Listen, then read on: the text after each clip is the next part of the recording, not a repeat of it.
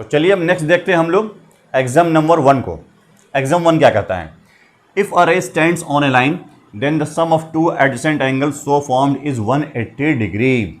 अगर एक कोई लाइन है, एक लाइन है, if a ray stands on a line, एक लाइन पे एक रे और बन जाती है, एक लाइन पे एक रे होती है। अगर किसी एक स्ट्रेट लाइन पे एक रे है, मैंने लाइन को नाम दे दिया है लाइन ए बी, और मैंने रे को नाम दे दिया है, मैंने यहाँ पर वर्टेक्स ले लिया ओ और रे का नाम दे दिया है रे O P.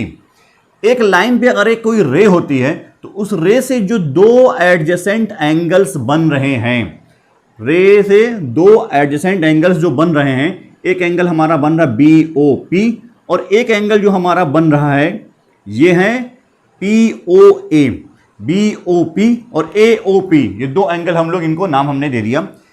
If a ray stands on a line, एक लाइन पे अगर कोई एक रे होती है तो उससे जो दो एडजेसेंट एंगल्स बन रहे हैं उनका सम 180 डिग्री होगा। ये हमारा एग्जाम 1 कह रहा है। तो ये तो नेचुरल चीज हमने देखी कि अगर कोई एक लाइन है, यानी एक कोई स्ट्रेट लाइन है, तो उस स्ट्रेट लाइन पे जो भी एक एंगल फॉर्म होगा किसी पॉइंट पे वो 180 डिग्री का ही होता है, तभी वो स्ट्रेट लाइन होती है। तो हमसे यही एग्जाम कह रहा है कि अगर कभी कोई एक स्ट्रेट लाइन होगी, उस पर अगर कोई रे निकलती हो तो उस रे से जो दो अलग अलग एंगल्स बन रहे हैं जो आपस में एडजेसेंट एंगल्स होंगे उनका सम भी 180 डिग्री होगा। तो ये नेचुरल सी बात है।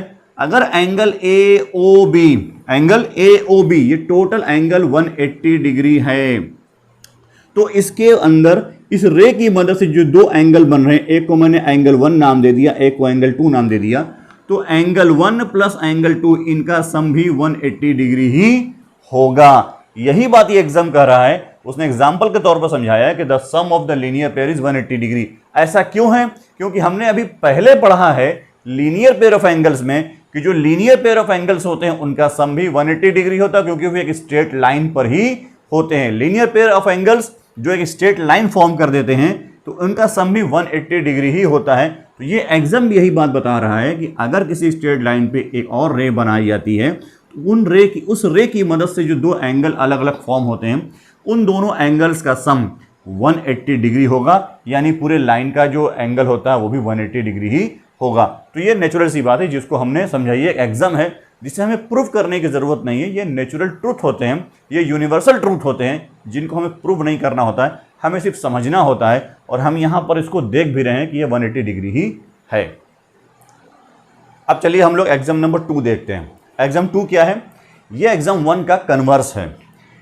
एग्जाम 2 क्या कह रहा है? If the sum of two adjacent angles is 180 degree, अगर दो एडजेसेंट एंगल्स का सम 180 डिग्री हो then the non common arms of the angles form straight line, तो दोनों की नॉन कॉमन आर्म्स जो होंगी वो एक स्ट्रेट लाइन फॉर्म करेंगी। और टू अपोजिट रेज, या दोनों की जो नॉन कॉमन रेज होंगी वो एक टू अपोजिट रेज फॉर्म करेंगी। तो हम इस बात को समझने के लिए एक फिगर ड्रॉ कर लेते हैं। हमने एक एंगल बनाया है, एंगल, इसको मैंने नाम दे दिया रे को ओ ए रे, इसको मैंने नाम दे दिया ओ बी रे। एक मैंने एंगल फॉर्म किया ए ओ बी। अब मैं एक दूसरा एंगल फॉर्म कर रहा हूं, इस तरह से फॉर्म कर रहा हूं कि ये एंगल 1 और एंगल 2, इन दोनों एंगल का सम, इन दोनों एंगल का सम, एंगल 1, इन दोनों एंगल का sum, angle 1 plus angle 2 equal to 180 degree हो। मैंने इस तरह से दो एंगल फॉर्म कर लिए हैं कि एंगल 1 और एंगल 2 का सम 180 डिग्री हो। इस रे को मैंने पी नाम दे दिया। अब दो एंगल मैंने फॉर्म कर लिए और इन दोनों का सम 180 डिग्री हो। तो हमसे एग्जाम कह रहा है कि if the two adjacent angles, the sum of two adjacent angles is 180 degree, अगर दो एडजेसेंट एंगल्स का सम 180 डिग्री है तो the non common arms of the angle form straight line, तो इनकी जो नॉन कॉमन आर्म्स होंगी, कॉमन आर्म ओ बी है जो एंगल ए ओ बी में भी आ रही है और एंगल पी ओ बी में भी आ रही है। ये दोनों एंगल में आने वाली जो रे है वो ओ बी है, जो आर्म हमारी ओ बी है। तो जो नॉन कॉमन आर्म्स बची ओ ए और ओ बी, ओ पी, ये दोनों आर्म्स मिलकर एक स्ट्रेट लाइन फॉर्म करती हैं। इसका मतलब ये है कि इस पूरे एंगल का जो वैल्यू होगी वो 180 डिग्री होगी।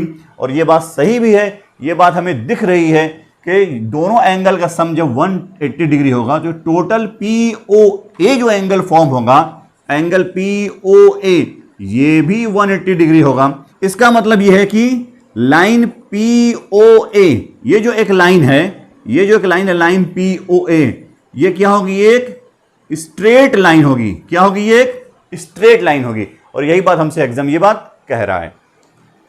तो अब नेक्स्ट हम लोग एक थ्योरम देखते हैं। थ्योरम क्या है? If two lines intersect each other, if two lines intersect each other then the vertically opposite angles are equal, then the vertically opposite angles are equal. अभी हम लोगों ने वर्टिकली अपोजिट एंगल्स को समझा था वो क्या होते हैं, और अब उस बेस पे एक थ्योरम है, ज़रा इसको समझ लेते हैं। पहले हम लोग एक फिगर ड्रॉ करते हैं। मैं दो लाइंस बनाता हूं, लाइन AB, इसको मैं AB नाम दे रहा हूं, और लाइन CD। दो लाइंस हैं, लाइन AB और लाइन CD। अब मैं इन दोनों लाइन, ये दोनों लाइन एक दूसरे को O पे, पॉइंट O पे इंटरसेक्ट कर रही हैं। अब इन दोनों लाइन से जो दो एंगल फॉर्म हो रहे हैं अपोजिट एंगल्स, एक एंगल BOD फॉर्म हो रहा है और एक एंगल AOC फॉर्म हो रहा है। ये दो अपोजिट एंगल्स फॉर्म हो रहे हैं, इन्हीं को हम लोग वर्टिकली अपोजिट एंगल्स कहते हैं। थ्योरम हमसे क्या कर रहा है, that if the to lines intersect each other, अगर दो लाइनें एक दूसरे को इंटरसेक्ट कर रही हैं तो then the vertically opposite angles are equal, तो ये दोनों एंगल आपस में इक्वल होते हैं। इस बात को हमको प्रूव करना है, ये दोनों एंगल आपस में इक्वल हैं। अब जिस तरह से ये दोनों एंगल आपस में वर्टिकली अपोजिट हैं, उसी तरह से इसके जो और दो एंगल फॉर्म हो रहे हैं, एंगल DOA और दूसरा एक और एंगल है एंगल COB, ये दोनों भी आपस में वर्टिकली अपोजिट एंगल हुए। तो हमने देखा कि इन दोनों इंटरसेक्टिंग लाइंस में दो ऐसे पेयर फॉर्म हो रहे हैं जो आपस में वर्टिकली अपोजिट हैं। इस तरह से हम इनका नाम दे लेते हैं, एंगल 1, एंगल 2, एंगल 3 और एंगल 4। तो हमको इस फिगर से ये बात समझ में आ रही है कि एंगल 1 और एंगल 3 ये दोनों आपस में वर्टिकली अपोजिट एंगल्स हैं, और एंगल 2 और एंगल 4 ये दोनों आपस में वर्टिकली अपोजिट एंगल्स हैं। थ्योरम हमसे क्या कह रहा है कि अगर वर्टिकली अपोजिट एंगल्स हैं तो दोनों आपस में इक्वल होंगे, ये बात हमको प्रूव करनी है। हमें गिवन क्या क्या है, पहले हम गिवन देख लेते हैं। गिवन हमें लाइन AB मिली है एंड लाइन CD मिली है। दो लाइन हमें मिल गई, लाइन AB और लाइन CD। ये दोनों लाइन एक दूसरे को O पे इंटरसेक्ट कर रही हैं, इंटरसेक्टिंग पॉइंट O है। अब हम देखते हैं कि हमें कौन कौन से एंगल जो फॉर्म हुए हैं।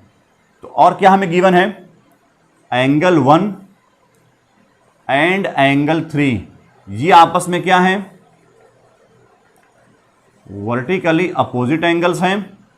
उसी तरह से एंगल 2 एंड एंगल 4 ये भी आपस में क्या है, वर्टिकली अपोजिट एंगल्स हैं। तो हमें प्रूव ये करना है, ये गिवन है, हमें प्रूव ये करना है कि ये दोनों एंगल आपस में इक्वल होंगे। एंगल 1 एंगल 3 के इक्वल होगा और एंगल 2 एंगल 4 के इक्वल होगा। तो इसको प्रूव करने के लिए हमें प्रूव करना है angle 1 equal to angle 3 and angle 2 equal to angle 4, ये हमको इसमें प्रूव करना है। तो इस प्रूव करने के लिए हम लोग स्टार्ट करते हैं, तो हम इसको प्रूव करते हैं। प्रूफ। तो अब हम लोग देख रहे हैं, एक लाइन हमने देखा है AB स्ट्रेट लाइन, इस लाइन पे दो एंगल फॉर्म हो रहे हैं, एंगल 1 और एंगल 2। ये दोनों एंगल्स आपस में लीनियर पेयर ऑफ एंगल्स हैं, क्योंकि स्ट्रेट लाइन पर जो दो एंगल फॉर्म हो रहे हैं ये आपस में क्या है, लीनियर पेयर ऑफ एंगल। इसका मतलब इन दोनों एंगल का सम 180 डिग्री होगा। Angle 1 plus angle 2 equal to 180 degree. उसी तरह से अब हम एक दूसरी चीज ये देखते हैं, एंगल लाइन CD को देखते हैं। लाइन CD पर हम लोग देख रहे हैं कि एंगल 2 और एंगल 3 ये दो एंगल फॉर्म हो रहे हैं। ये दोनों एंगल भी एक स्ट्रेट लाइन के ऊपर हैं। इसका मतलब ये दोनों भी एक मिलकर एक लीनियर पेयर ऑफ एंगल्स बना रहे हैं, यानी इन दोनों एंगल्स का सम भी एंगल 2 प्लस एंगल 3 का सम भी 180 डिग्री होगा। एंगल 2 प्लस एंगल 3 का सम भी 180 डिग्री होगा। इस तरह से हमने देखा कि हमने यहाँ पे दो हमें इक्वेशन मिले, दोनों इक्वेशन में राइट साइड दोनों का इक्वल है, तो दोनों का LHS इक्वल हो जाएगा angle 1 plus angle 2 equal to angle 2 plus angle 3। तो अब देखते हैं angle 1 plus angle 2 equal to angle 2 plus angle 3। अब ये दोनों एंगल एक दूसरे के, जो दोनों पेयर हैं एक दूसरे के इक्वल हैं, एंगल 2 से कैंसिल आउट हो जाएगा एंगल 1 इक्वल टू एंगल 3। और हमें यही बात प्रूफ करनी थी कि एंगल 1 एंगल 3 के अपोजिट जो है, वर्टिकली अपोजिट एंगल, ये बिल्कुल एक दूसरे के इक्वल है। एंगल 1 एंगल 3 के इक्वल प्रूफ हो गया। अब यही चीज़ हम एंगल 2 और एंगल 4 को भी करने में करेंगे। अब हम एंगल 2 और एंगल 4 को इक्वल प्रूफ करते हैं। तो हम एंगल 2 और एंगल 4 को प्रूफ करने के लिए हम एक लाइन लेते हैं, AB लाइन, एक लाइन लेते हैं AB लाइन। AB लाइन पे हम देख रहे हैं एंगल 2 और एंगल 1 है, एंगल 2 और एंगल 1 फॉर्म कर रहा है, एक linear pair of angle form कर रहा है। इसका मतलब एंगल 1 और एंगल 2 का सम 180 डिग्री होना चाहिए। अब हमने फिर से यहाँ प्रूफ करना शुरू किया, angle 1 plus angle 2 equal to 180 degree. फिर मैं लाइन CD को फिर ले रहा हूँ, एंगल 4 और एंगल 1, एंगल 1 और एंगल 4, ये दोनों लाइन CD को पे एक linear pair of angle proof बना रहे हैं, लीनियर पेयर ऑफ एंगल्स को शो कर रहे हैं। एंगल 1 प्लस एंगल 4 का सम भी 180 डिग्री होगा। Angle 1 plus angle 4 equal to 180 degree. इस तरह से हमने फिर दो इक्वेशन ले लिए, ये दोनों इक्वेशन का राइट हैंड साइड इक्वल है। इसका मतलब angle 1 plus angle 2 equal to angle 1 plus angle 4।